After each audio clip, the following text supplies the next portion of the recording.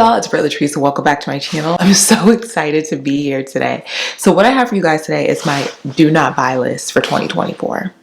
Guys, I want to be smarter. I don't want to work harder.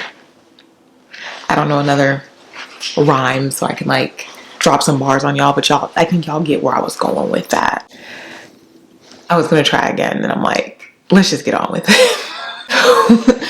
Okay, let me grab the agenda once more and we will get straight into it.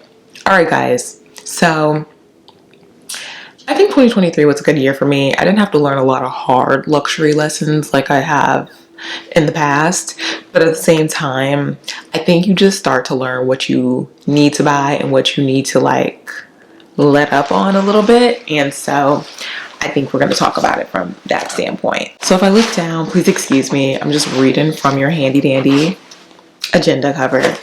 But yeah. All right. So my first no buy is, it feels obvious, but no luxury inspired Birkenstock like shoes. Okay. I think we've hit our quota with those. And I think if I keep buying those, I don't think that's very smart. I think I have enough, respectfully. And yeah, there's so many other different styles and variations of things to purchase, especially in the shoe game, that like, yeah, I need not. I need not. If I know it's good for me, I truly need not. So we're not, because I need not. The other thing that I did good with last year that I want to like keep the momentum going are just random impulse purchases from places like a Home Goods. I used to always get got whenever I went into that store, and Target. That's a good one too. Yes, Home Goods, like Target. Any type of home item from there that isn't well thought out just needs to stay at the store. Okay, we don't need it. We're okay. The $5 section in the front of the store right when you walk in, we need to leave her alone. Let someone else have fun in that section, but we need to leave that section alone. Okay, and we're going to. The next item that I have down in terms of no buy is luxury cosmetics. And granted, let me be clear, I do typically like luxury cosmetics, but just to buy a Chanel lipstick just because it's a new color out this season or something like that. I don't want to have a lot of like basically the same colors by different designers and people just to have them in my makeup bag that I'm not necessarily reaching for. I want it to be something that I wear and it's a pretty consistent staple in my makeup bag. So I think I was very intentional about that. I want to continue that momentum because I really liked it. And that really saved me a lot of money. So I'm going to keep that. We're going to keep that energy going, okay?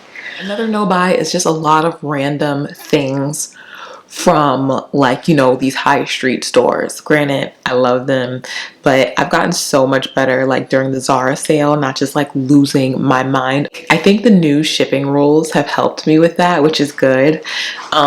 But I'm just not really trying to pick up stuff that I wasn't really looking at throughout the season just because I'm in there and just because it's available to me. I want to be very mindful about the types of items from those kinds of stores that I buy. The reason being is because I realize I really do keep my vintage significantly longer and love on it significantly more. I think that's definitely the direction that I want to continue to go in. Another item that is on my no buy list is costume jewelry. Guys, I'm tired. I am tired of that stuff turning on me, okay? I am tired of it not lasting. Y'all, like, that's for the birds. I don't want it right now. I don't want it. I want more long-standing pieces because I realize I don't like to like rotate through my jewelry as much as I used to, and I want to make sure that I just have something that's nice, that's not tarnished, that's a part of my look day in day out, that just doesn't give me problems and the hassle that I realize costume jewelry over time has continued to give me, because like we just don't want that. Another thing on my no buy list is luxury tennis shoes, like kicks. I don't need that. I am happy with Nikes, Adidas, all the stuff. And honestly, they are a luxury. They just aren't those like big three brands. I don't want to spend my money on those. And I think there are so many other things from the houses that I would prefer to buy rather than luxury kicks. I understand if you're like a tennis shoe girly or a sneakerhead, and certain ones make sense. One that made sense to me, even though it wasn't truly available to the public, were the Louis Vuitton Air Force Ones, because those were two iconic brands coming together to make something. You know, Nike knows how to make a nice shoe. And so then partnering with like a Louis to execute, to me, is like kind of like the perfect scenario. I'm these days, I'm just gonna save my coinage and take it to who is good at doing it and who this is what they do. That's what I'm saying. That's what I'm gonna do in that regard with that specific item. I'm not saying that about everything, but for that, because they always get dirty anyways too. Like, I'm buying my kicks from the regular kick store. Another thing that I'm not purchasing are SLGs, small leather goods. I really am happy that that's not something that is kind of like my thing. But honestly, in Europe, it was hard because they were so affordable compared to here. So that's something that I just want to be cognizant and not like run and buy, because they get so expensive. And just a few SLGs, you could have a whole handbag, baby. So we're not buying a bunch of SLGs. One for me personally, because I recently moved, is full price furniture. I am not buying that. I will buy something pre-loved, because I think full price furniture is such an expensive thing. Now, if it's something that, for example, if it's like a couch, a mattress, things like that, of course, like a bed that's made of cloth, not like wood, I get it. But we're saving our money in that department. I mean, period.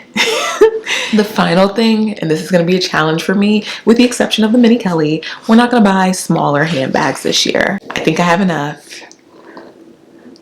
I might eat my words on that, but for right now, I do think I have enough. And that is just something that I personally, I'm all right. I'm all right. I might not feel all right, but I'm all right.